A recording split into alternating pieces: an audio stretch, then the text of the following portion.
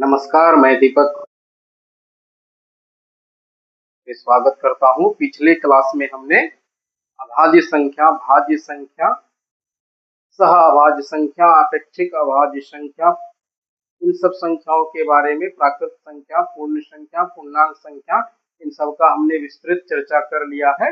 आज हम आगे बढ़ते हैं और देखते हैं परिमेय संख्या, अपरिमेय संख्या, वास्तविक संख्या। ठीक है, और इनसे आगे बढ़ने से पहले एक डाटा आपको हम दिए थे कि 1 से 50 तक कितने अभाज्य संख्या हैं। इन सब डाटा को आप याद रखिएगा।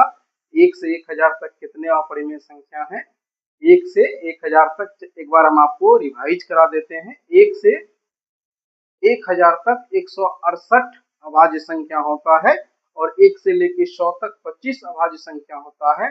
1 से 50 तक 15 अभाज्य संख्या होता है और 101 से 200 तक 21 अभाज्य संख्या होती है। एक सबका डाटा आपको हमने दिया था। और 201 से 300 तक 16 अभाज्य संख्या और 301 से 400 तक 16 अभाज्य संख्या और 401 से 500 तक 17 अभाज्य संख्या होता है। इस प्रकार का डाटा हमने आपको 1000 तक डाटा आपको लिख के दिया था पिछले क्लास में, तो आप उसे जरूर याद रखिएगा।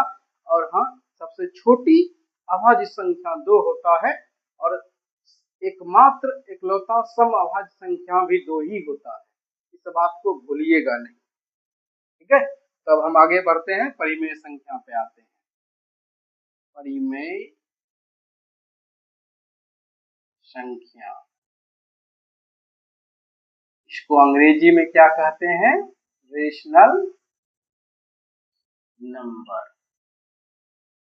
वैसी संख्या जिसे हम p/q के रूप में लिख सकते हैं और एक शर्त है कि p और q कोई पूर्णांक होना चाहिए और q का मान जो है वह शून्य नहीं होना चाहिए। ठीक है, चलिए इस बात को हम आपको लिख देते हैं कि वैसी संख्या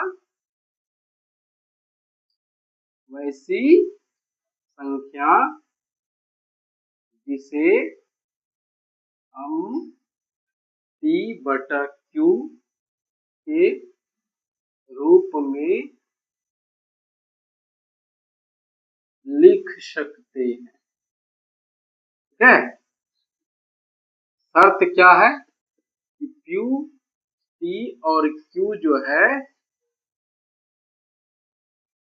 कोई पूर्णांक हो। शर्त याद रखिएगा, p और q कोई पूर्णांक हो। पूर्णांक में शून्य भी आता है, लेकिन q जो है ना वह शून्य के बराबर नहीं हो। ठीक है, p और q के रूप में तो लिख सकते हैं जहाँ p और q क्या हो, कोई पूर्णांक हो। ठीक है, प्राकृत संख्या का भी परिभाषा आपको हम पढ़ा चुके हैं, पूर्णांक संख्या का भी, पूर्ण संख्या का भी, तो याद रखिए इस बात को। यही है टेक्निकल पॉइंट इसका, जो कि आगे यूज होगा। और q का मान क्या कहता है? शून्य नहीं हो।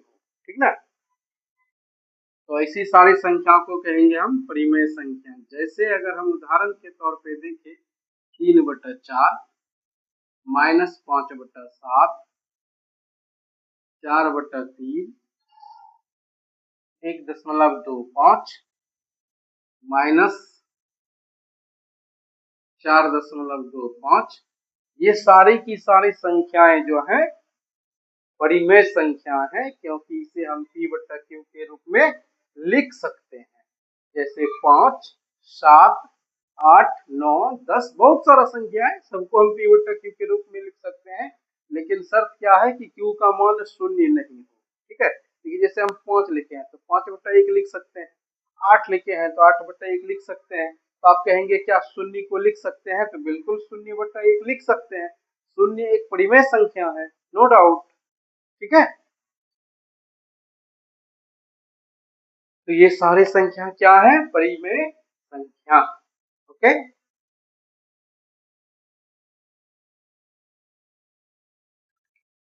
तो क्या प्राकृत संख्या परिमेय संख्या है? आपसे सवाल है। क्या प्राकृत संख्या परिमेय संख्या है? निश्चित, निस्संदेह आप कहिए हाँ, प्राकृत संख्या जो है परिमेय संख्या है। क्या पूर्ण संख्या परिमेय संख्या है? जी, पूर्ण संख्या एक परिमेय संख्या है। क्या पूर्णांक संख्या परिमेय संख्या है? हाँ है, लेकिन जीरो को छोड़कर, सॉरी हाँ जीरो भी आ जाएगा, जीरो भी इसमें शामिल है, कोई दिक्कत नहीं। पूर्णांक संख्या भी परिमेय संख्या है, ठीक ना, कोई दिक्कत नहीं। तो परिमेय संख्या में आपका क्या क्या आ जाता है? प्राकृत संख्या आ जाता है, पूर्ण संख्या आ जाता है, पूर्णांक संख्या आ जाता है, यहाँ तक कोई दिक्कत नहीं। अपरिमेय संख्या देखें,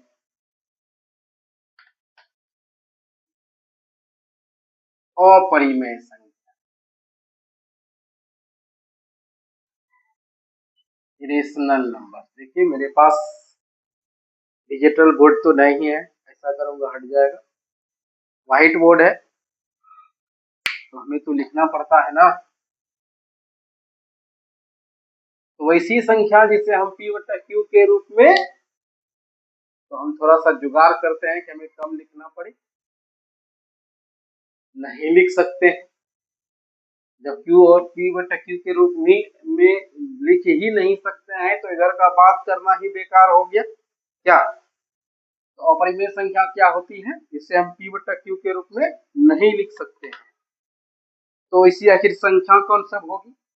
तो रूट, जैसे कि देखिए रूट 2, रूट 3, रूट 5, ये सारी क्या है? अपरिमेय संख्या है। लेकिन अगर रूट के अंदर में कोई पूर्ण वर्ग संख्या हो तो वह परिमेय संख्या हो जाती है, ठीक है। पाई एक अपरिमेय संख्या है, याद रखिएगा। और इसका मान जो है 22/7, वो एक परिमेय संख्या है। यहाँ पे कंफ्यूज नहीं कीजिएगा, बहुत सारे स्टूडेंट ऐसा गलती कर लेते हैं, वो समझते हैं कि अगर पाई अपरिमेय संख्या है तो इसका मान 22/7 भी अपरिमेय संख्या होगा। ऐसा नहीं है। देखिए पाई का मान 22/7 के लगभग लगभग बराबर है, बराबर नहीं है। जैसे कि मैं कहूँ कि एक बराबर जो है 0.999999999, हम जिंदगी भर 9 अगर लिखते जाएं, ठीक है, तो ये एक के लगभग बराबर है, लेकिन एक के बराबर नहीं है। ठीक उसी प्रकार से ये जो मान है ना पाई का, लगभग लगभग लगभग पाई के सन्निकट में है, ठीक है, लेकिन एग्जैक्ट बराबर नहीं है। और इसका एक मान जो है 3.14, वो भी एक क्या है, क्योंकि हमको क्या जब प्रश्न दिया रहता है कि पाई का मान दशमलव के 2 स्थानों तक लिखें, कहीं लिखा रहता है दशमलव के 3 स्थानों तक लिखें, तो यहाँ तक तो चल जाता है। क्योंकि पाई का जो मान है 3.14, इस प्रकार से चलते रहता है, उधर उसका कोई अंत नहीं है और कोई फिक्स नंबर भी नहीं है। लेकिन सॉल्यूशन करने के लिए जब हमको कहीं जरूरत पड़ता है तो वहाँ पे लिखा रहता है कि दशमलव के 2 स्थानों तक लीजिए या 1 स्थान तक लीजिए, ठीक है। तो हम क्या पढ़ रहे थे अभी? अपरिमेय संख्या। तो अपरिमेय संख्या क्या होता है? रूट के अंदर में आपको जो भी दिख जाए, शर्त यह है कि वह पूर्ण वर्ग नहीं हो, तो वो सारी संख्या क्या हो जाती है? अपरिमेय संख्या। क्या हो जाती है? अपरिमेय संख्या। आप कहेंगे क्या -√2 एक अपरिमेय संख्या है? तो जी बिल्कुल, -√2, -√3, -√5 ये सब क्या है? अपरिमेय संख्या है। ओके, लेकिन अगर आप कहेंगे कि -√3 क्या है? यह अपरिमेय संख्या नहीं है, यह एक काल्पनिक संख्या है। क्या है? काल्पनिक संख्या। √-3 क्या है? काल्पनिक संख्या। हम इसका भी चर्चा करेंगे आगे। अभी आप अपरिमेय संख्या को समझ लीजिए। तो इसमें से याद क्या रखना है आपको? पाई। पाई एक अपरिमेय संख्या है, ठीक है। परिमेय संख्या और अपरिमेय संख्या हो गया। अब हम एक नजर डालते हैं वास्तविक संख्या पे। क्या? वास्तविक।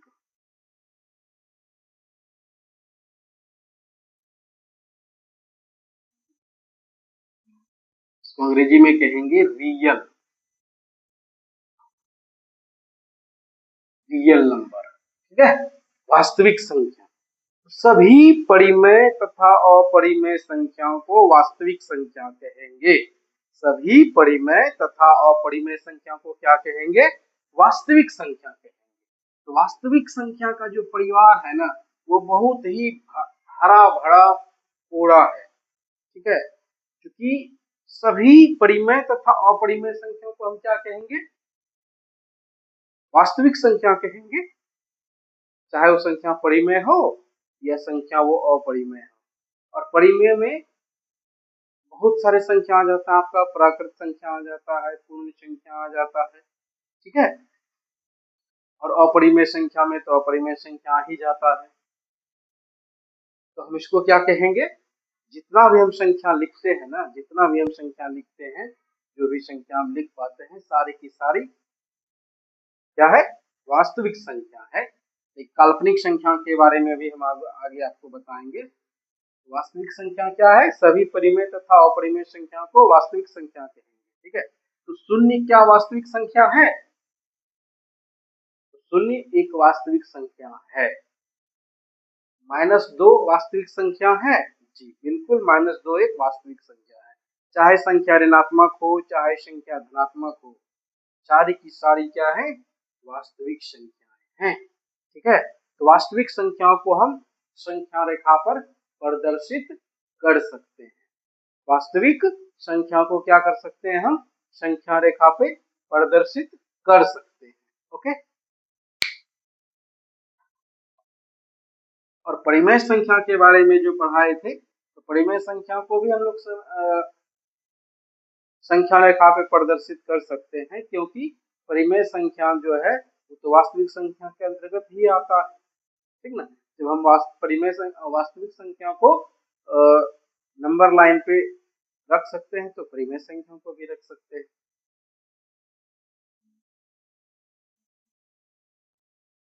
अब काल्पनिक संख्या को देख लेते हैं, उसका विशेष यूज नहीं है आपके सिलेबस के अनुसार।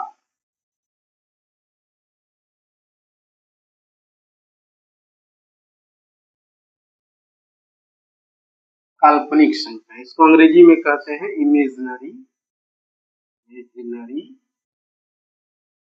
नंबर्स। देखिए ये काल्पनिक संख्या क्या होता है? जैसे कि √2 एक अपरिमेय संख्या है, आपको पता है। -√2 भी एक अपरिमेय संख्या है, ये भी आपको पता है। लेकिन अगर √-2 है, तब क्या कीजिएगा? तब इसको क्या कहेंगे? तो इसको हम कहेंगे काल्पनिक संख्या।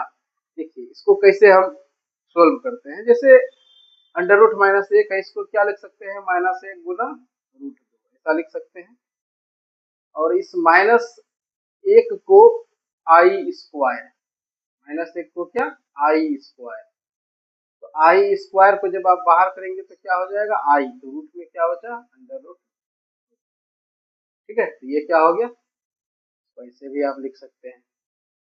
अर्थात i² का जो मान होता है वह -1 होता है। i फॉर इमेजिनरी, और यहाँ पे आयोटा भी इसको कहते हैं। तो i² का मान क्या होता है? -1 होता है। और जिस संख्या में आपको i लगा हुआ दिख जाएगा तो वह क्या हो जाएगा? काल्पनिक संख्या, ठीक है।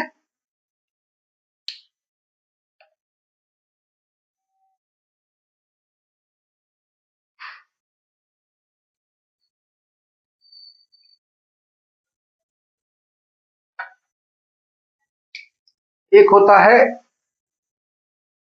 मिश्रित संख्या, ठीक है, कॉम्प्लेक्स नंबर। कॉम्प्लेक्स नंबर में क्या होता है? वास्तविक संख्या भी होता है और काल्पनिक संख्या भी होता है। जैसे 2 जोड़ √3i, ये पार्ट इसका देखिए क्या है? रियल नंबर है। और ये पार्ट जो है ये क्या है? इसमें i लगा हुआ है, यह एक इमेजिनरी संख्या हो गया। तो ऐसे संख्या को कहते हैं हम कॉम्प्लेक्स नंबर, ठीक है। ऐसे संख्या को क्या कहते हैं? Complex number. कॉम्प्लेक्स नंबर का एसएससी के सिलेबस में, रेलवे के सिलेबस में, बैंकिंग के सिलेबस में यूज नहीं है, इसीलिए हम इस पर विशेष चर्चा नहीं करेंगे।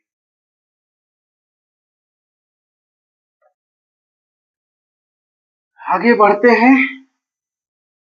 संख्या के बारे में आप आपको प्राकृत संख्या, पूर्ण संख्या, पूर्णांक संख्या, सम संख्या, विषम संख्या, अभाज्य संख्या, सह अभाज्य संख्या, अपेक्षिक अभाज्य संख्या, सम संख्या, विषम संख्या, ये सब संख्या, परिमेय संख्या, अपरिमेय संख्या पढ़ा चुके, वास्तविक संख्या भी आपको हम पढ़ा चुके।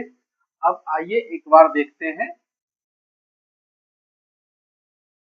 परिपूर्ण संख्या। परिपूर्ण संख्या, परफेक्ट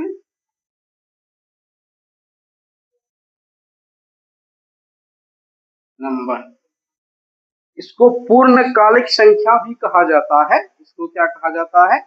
पूर्णकालिक संख्या भी कहा जाता है। तो देखिए क्या होता है परिपूर्ण संख्या। यदि n कोई संख्या हो और a b c d तथा d n के भाजक a b c तथा d, और ऐसे लिखिए a b c d तथा n, कोई भी संख्या खुद का भी भाजक होता है तथा n,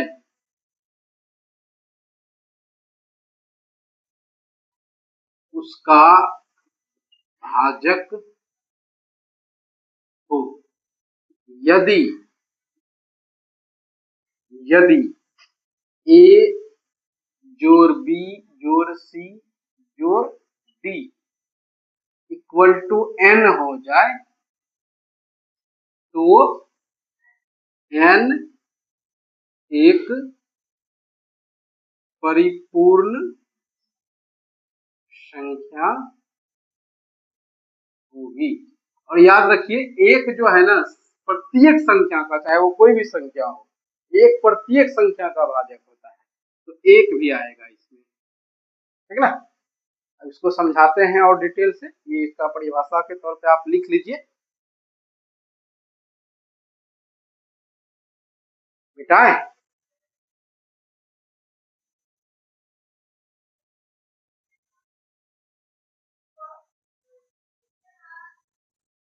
चलिए इसको मिटा देते हैं।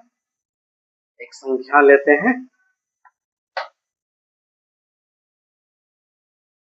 6। 6 का भाजक क्या होगा? 1 2 3 और स्वयं 6।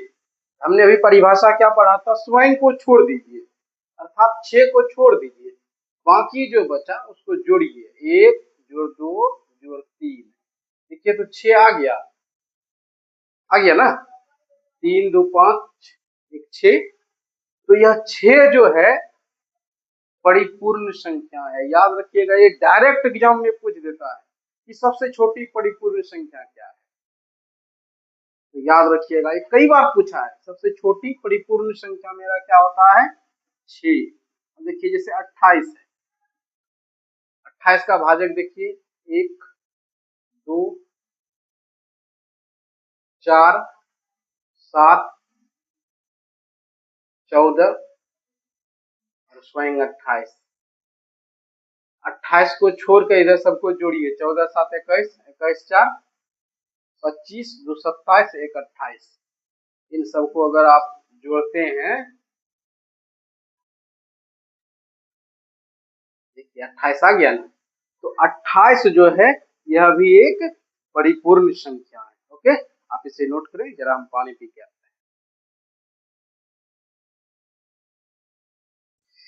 हाँ, तो समझा आपने परिपूर्ण संख्या। 496 भी एक परिपूर्ण संख्या है। 8128 भी एक परिपूर्ण संख्या है। बहुत सारा है, लेकिन आप इतना कम से कम 4 रिजल्ट को याद कीजिए जो डायरेक्ट एग्जाम में पूछ लेता है।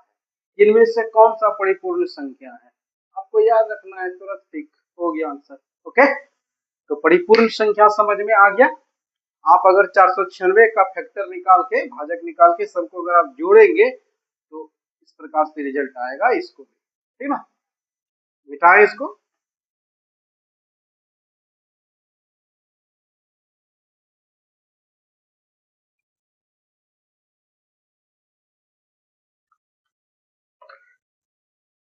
तो आज की वीडियो में इतना ही, मिलते हैं आपसे किसी नेक्स्ट वीडियो में। तो यहाँ तक का सफर कैसा रहा, और हाँ, आप हमारे टेलीग्राम चैनल और व्हाट्सएप चैनल से जुड़िए। अब टेलीग्राम चैनल पे प्रैक्टिस के लिए डेली का डेली 10 क्वेश्चंस जो भी हम पढ़ाए इससे रिलेटेड 10 क्वेश्चंस पीडीएफ क्विज के रूप में डालते हैं, जहां से आप सोल्व कर सकते हैं उसको और अपनी तैयारी को और बूस्ट कर सकते हैं। तो आप सभी को नमस्कार। अगर आपको वीडियो अच्छा लगे तो मेरे चैनल को सब्सक्राइब कीजिए, लाइक कीजिए, शेयर कीजिए और मेरे फेसबुक पेज को फॉलो जरूर कीजिए। धन्यवाद आप सबको।